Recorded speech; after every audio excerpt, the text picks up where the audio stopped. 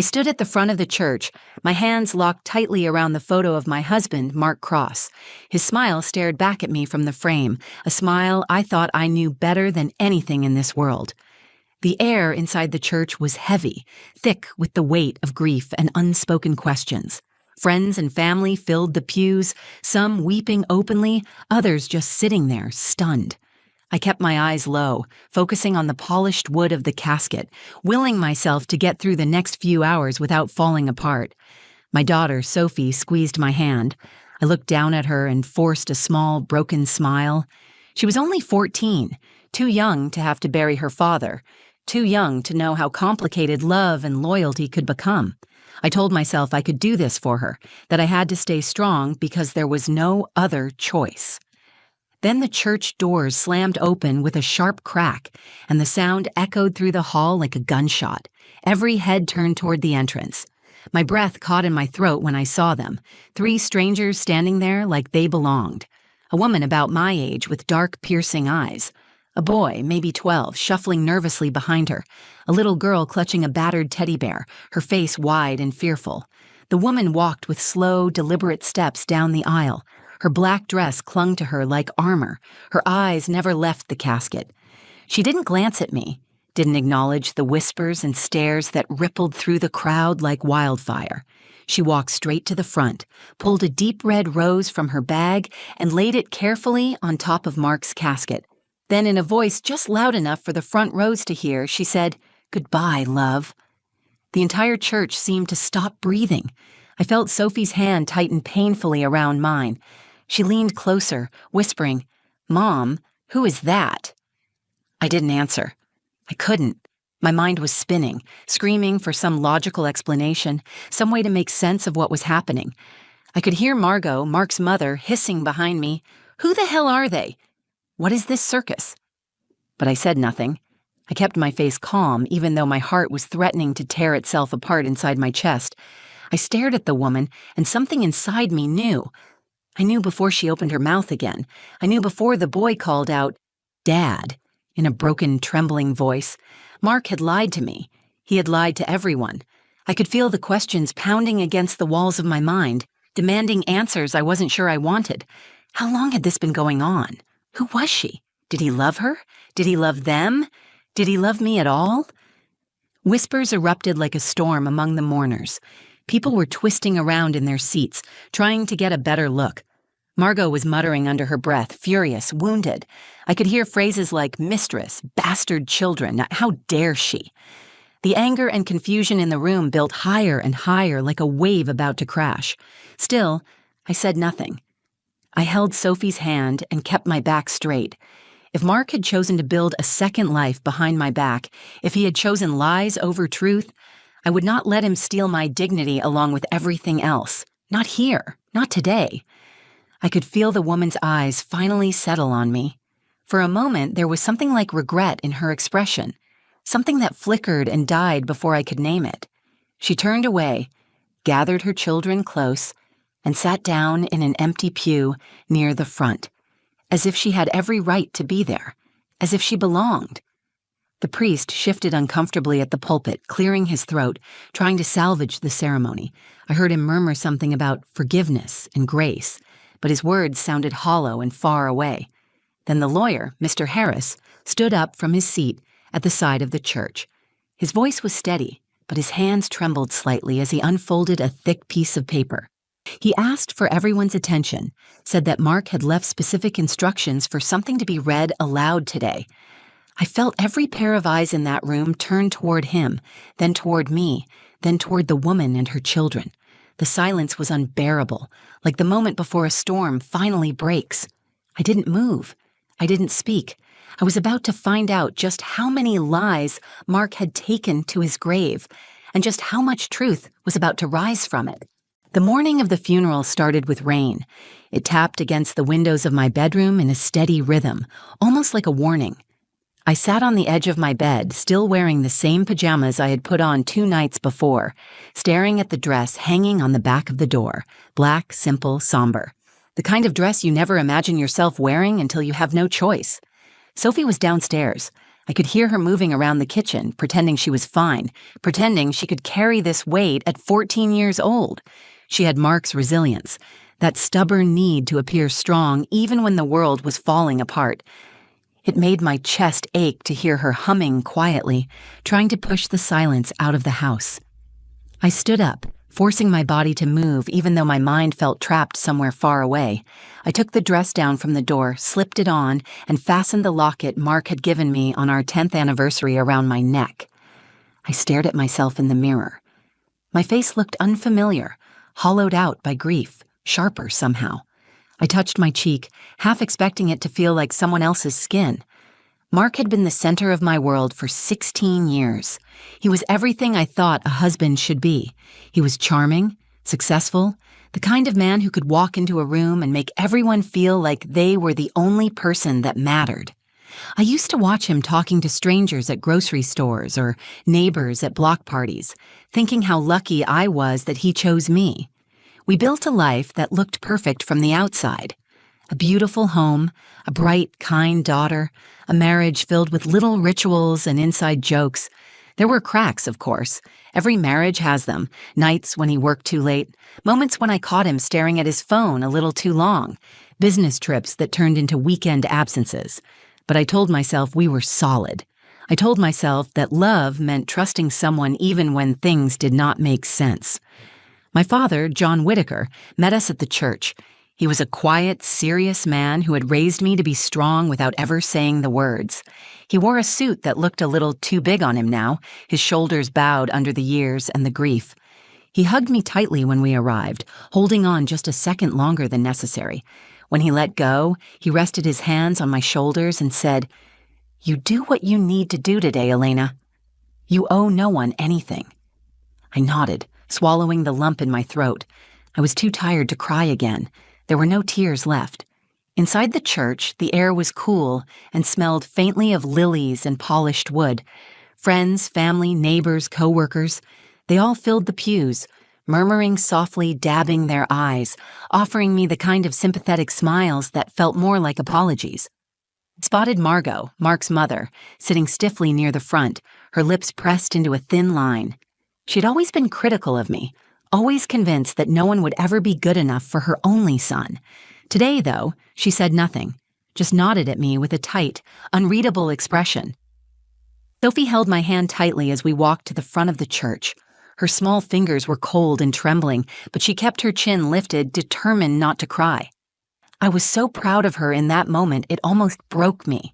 She was carrying this loss with a bravery I could barely match. The service began. The priest spoke in a low, soothing voice about love, about loss, about faith in the face of devastation. Friends stood up one by one to share memories of Mark, the way he made everyone laugh, the way he always showed up when someone needed help, the way he adored his family. I listened to each story, feeling like they were talking about a stranger. My Mark, the man I loved, had kept secrets so big they were about to tear this day apart. I glanced around the room, feeling that sense of wrongness growing heavier with every passing minute. The church was packed, but I felt utterly alone. No one else seemed to notice the tension twisting inside my chest like a knot pulled too tight.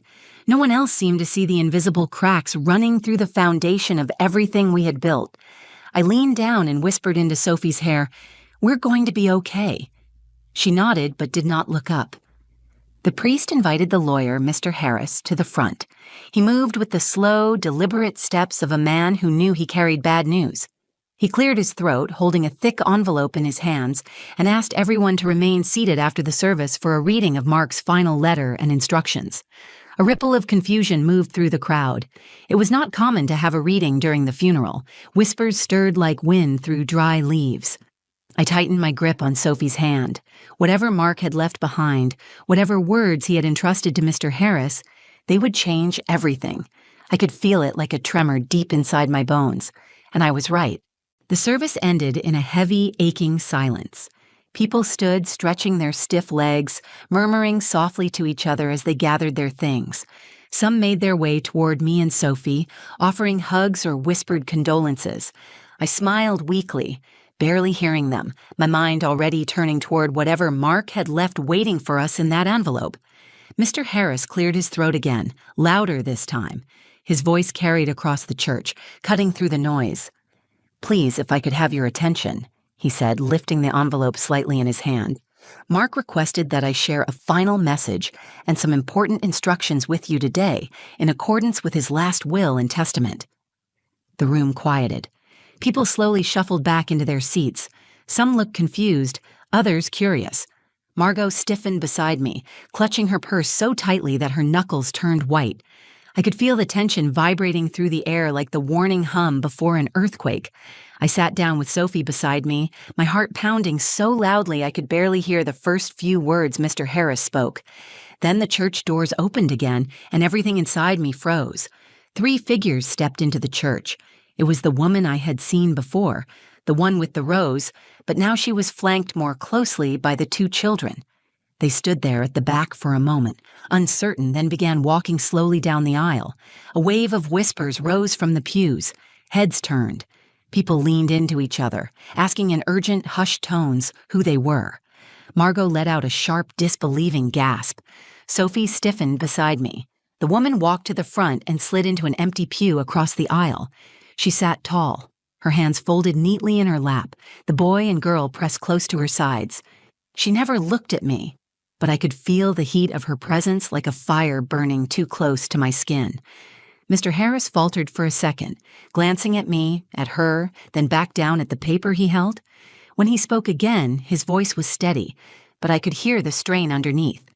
"In preparing his final wishes," Mr. Harris said, "Mark asked that the truth be revealed today, no matter how painful. He wrote that he could not leave this world without giving those he loved the honesty he owed them. The truth." The word hit me like a blow to the chest. Mr. Harris continued, reading Mark's words. "To my beloved wife, Elena, and to my children, I owe a debt that I can never repay.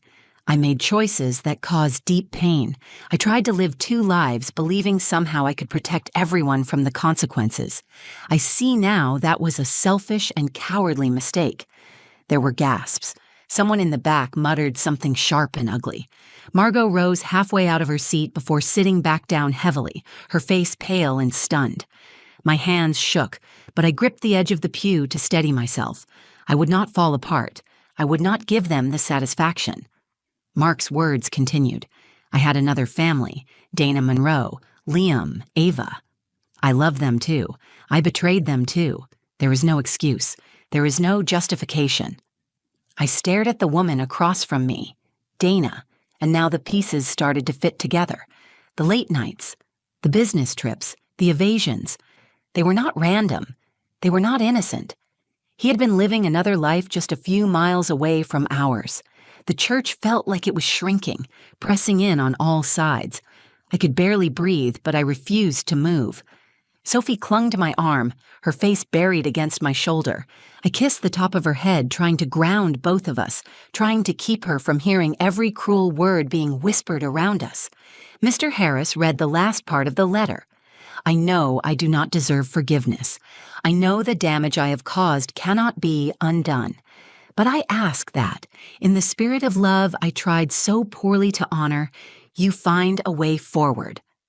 People were openly staring now, turning to look at Dana, then at me. The betrayal was no longer a suspicion or a whispered rumor. It was a living, breathing thing, sitting between us all, impossible to ignore. Margot stood suddenly, her voice shaking with fury. "This is a lie. That woman is a liar. My son was a good man. He would never—" Her words broke off into a choking sob. She collapsed back into the pew, pulling a tissue from her purse and dabbing furiously at her eyes. I stayed silent. I would not scream. I would not run. If Mark had taught me anything, it was that pretending everything was fine did not make it so. I looked around at the faces of people I had known for years. Some looked at me with pity. Some looked at me with judgment. Some just looked away, as if ashamed to have witnessed something so raw. Mr. Harris closed the letter, folded it carefully, and placed it back into the envelope. "The distribution of Mark's estate," he said, "will be addressed now." I straightened my back, wiped my palms discreetly against my dress, and prepared myself. This was not over. Not yet. The real explosion was still coming. As Mr. Harris shuffled the papers in his hand, the church seemed to hold its breath. I could feel dozens of eyes on me, waiting to see what I would do, waiting for me to break. I sat perfectly still, my hands folded tightly in my lap, my heart hammering against my ribs. Margot hissed beside me, her voice low but vicious. "You cannot let this stand, Elena. You need to speak up. You need to fight for Mark's legacy." I did not answer her. I did not even look at her. There was a time when I might have believed that fighting would save something, that clinging to anger would give me back what I lost. But not anymore. Anger could not rebuild trust. Screaming would not stitch my heart back together. Nothing could. Mr. Harris cleared his throat and began reading from the legal documents. Mark Cross designated a single heir for his entire estate, his properties, his businesses, his investments. His decision was not made lightly. He included a personal statement explaining his choice. The room shifted. People leaned forward. The tension thickened. Dana Monroe sat stiffly across the aisle, her jaw clenched so tight that her face looked carved from stone. Her son Liam looked down at his shoes, his small shoulders shaking. Ava buried her face into her mother's side. I watched them out of the corner of my eye. A part of me, the part that had once been capable of unlimited compassion, ached for those children.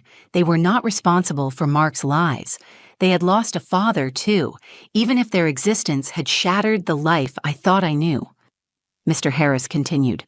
Mark's will states, "I leave everything to the woman who knew the truth, who carried the weight of my betrayal without rage, without violence, and without destroying the lives around her. I leave everything to the woman who knew," and said nothing. The air rushed out of the room like a tide pulling away from shore. For a long moment, there was only silence. Then slowly, people began turning to look at me. Some faces were shocked, some were angry, and some wore an expression I could not quite name, something close to awe. Margot clutched my arm, nails digging into my skin. "You knew?" she demanded in a furious whisper. "You knew about this, and you said nothing." I turned to her, met her furious gaze with a calm I had fought hard to find, and said quietly, "I knew enough." She recoiled like I had slapped her. Dana stood abruptly, her chair scraping loudly against the floor. Her face was burning with rage. She pointed at Mr. Harris, her voice shaking. "This is not right. He promised us he would make it right. This was supposed to be ours, too." Her voice cracked on the last word, and for a moment she looked more heartbroken than angry. Mr. Harris simply nodded once, solemn and unmoving. These were his legally binding wishes.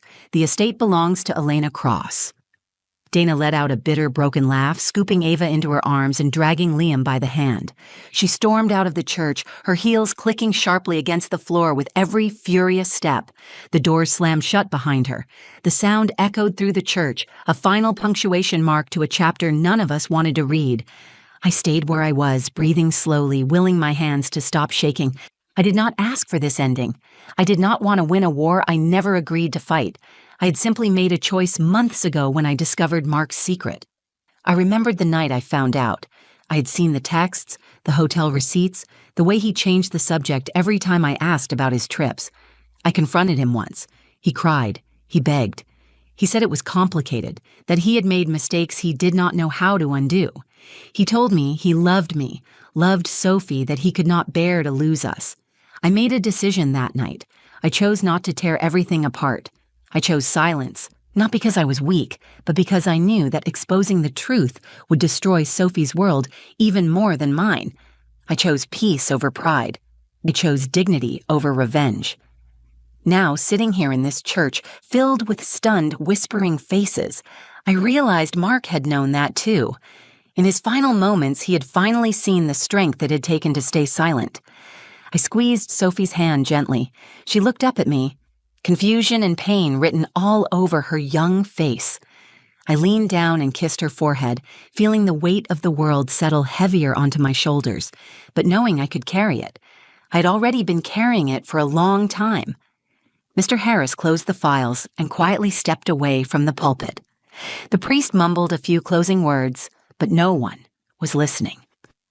The funeral was over. The facade was shattered. There was nothing left to pretend about. I stood up slowly, smoothing the fabric of my dress. I nodded once to the priest, once to the few friends who still watched me with wide, uncertain eyes, and turned to walk out of the church into the rain. I did not look back. The rain fell in cold sheets as I stepped out of the church. It soaked through my dress almost immediately, clinging to my skin, but I barely felt it. Around me, people stood in small, scattered groups, speaking in hushed, urgent tones. Some stole glances at me. Some avoided looking at me altogether. Sophie stayed close to my side, her hand still wrapped tightly around mine. The funeral home director approached, his expression careful and professional. He asked if I wanted to move inside for the final reading of the will, a more formal session for immediate family and beneficiaries. I nodded once. My voice would not have been steady enough to answer. Inside the smaller meeting room, the air was warmer but no more forgiving. I sat down at the long table, my father beside me, Sophie on my other side. Margot sat stiffly across from me, her arms crossed, her mouth pressed into a hard line.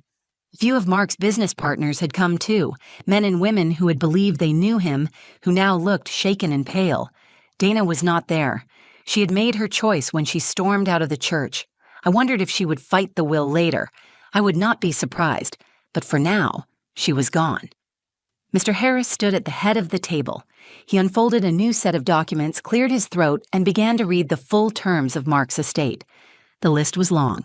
2 businesses, a lake house, 3 investment accounts, stocks, bonds, personal savings, life insurance, vehicles, items from the house that Mark had specifically assigned to Sophie. Every asset was listed in black and white, and every one of them was left to me. There were no conditions, no shares split between households, no secret trusts for Dana's children, only me and Sophie. Mr. Harris paused after finishing the list. He glanced around the room, giving anyone who wished a chance to speak. The silence stretched long and taut. Finally, Margot stood up. Her movements were jerky, furious. She pointed a trembling finger at me. "You let him do this," she said, her voice thick with rage. "You let him humiliate us. You let him die thinking he could buy forgiveness. You knew he was betraying our family and you said nothing. How could you?" I stood slowly. I felt Sophie tighten her grip on my hand, but I needed to meet Margot's anger head on. "I did it for Sophie," I said, my voice clear. "I did it because I knew that exposing his lies would not undo them. I did it because I wanted at least one part of her world to stay intact for as long as possible." Margot scoffed, a bitter, ugly sound. "And what about loyalty? What about pride?" I shook my head. Loyalty to what? To a lie? Pride in pretending everything was perfect when it was not? Mark made his choices. I chose to protect my daughter. That is the only loyalty I owe. Margot's face crumpled for a moment under the weight of her own grief. She sat back down heavily, turning her face away. Mr. Harris spoke again, quieter now. "Mark also left a personal letter addressed to you, Mrs. Cross." He handed me an envelope heavy with the final weight of everything Mark had never said aloud. My hands trembled as I opened it. The letter inside was short. "Elena," it began, "I know I do not deserve your forgiveness. You deserved more from me than what I gave. You deserved honesty, devotion, a life free from betrayal. You gave me love without conditions. You gave Sophie a home built on kindness. You gave me more chances than I earned.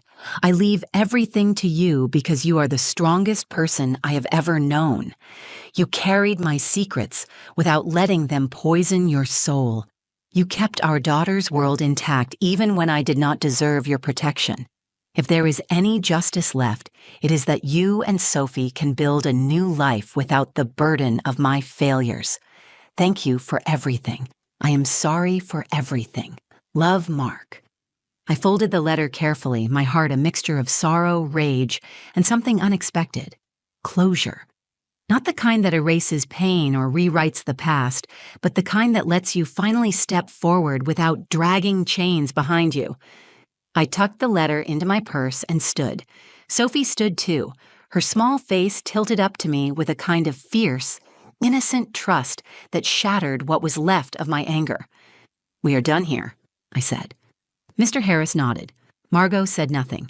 The others murmured polite goodbyes, but their words barely registered. I walked out of the funeral home into the rain once more, Sophie's hand wrapped tightly in mine. This time, the rain felt different. It washed over me, cold and clean. It carried away the last remnants of shame, guilt, and betrayal. It was not forgiveness. It was something stronger. Freedom. The drive home from the funeral was quiet. Sophie stared out the window, her forehead resting against the glass, tracing the raindrops as they slid down. I glanced at her now and then, trying to find words that would make sense of what had happened, but there were none. Some things could not be explained away with soft promises or easy lies. When we pulled into the driveway, the house loomed before us, familiar and foreign at the same time. It was the same house where Mark had kissed me goodnight, the same house where we had celebrated birthdays, Christmas mornings, and lazy Sunday afternoons. It was the same house where I had smiled through dinners, blind to the secret life unfolding in the spaces between. I turned off the engine and sat there for a moment, the rain pattering softly on the roof. Sophie shifted beside me. "Are we going to be okay?" she asked, her voice small but steady. I reached over and tucked a strand of wet hair behind her ear. "We are going to be better than okay," I said. "We are going to be honest. We are going to be real." She studied me for a long moment, as if weighing my words, and then she nodded. That small nod felt bigger than anything that had happened that day. It was a beginning. Inside, the house was cold and dark. I switched on the lights, illuminating the neat, carefully arranged world we had built. I wondered how much of it had been real. I wondered if it mattered. Real or not, it was ours now. Sophie disappeared upstairs to change out of her wet clothes. I moved through the house slowly, touching the back of the couch, the frame of a photo on the wall, the edge of the kitchen table, little pieces of a life that had been beautiful and broken all at once. In the living room, I sat down on the couch and opened the letter Mark had left again. I read it a second time, slower this time, letting each word settle in. He had not asked for forgiveness. He had not demanded understanding. He had admitted what he was, a man who had failed the people he loved most. For the first time since I learned the truth, I let myself feel the full weight of it, the anger, the grief, the betrayal. I let the tears come, silent and hot, carving a path down my cheeks. I cried for the life we had lost, for the life we never really had, for the dreams that had turned into ashes. But when the tears finally stopped, I felt lighter. I would never get back the years I spent loving a man who was never entirely mine. I would never erase the pain he had caused, the wounds that still bled beneath the surface. But I could choose what came next. I could choose to rebuild, not around Mark's lies, but around something stronger, around the truth. That night, Sophie and I sat at the kitchen table, eating leftover spaghetti by candlelight, because the storm had knocked out the power. We laughed when the lights flickered back on just as Sophie slurped a long strand of noodles into her mouth, spraying sauce across her shirt.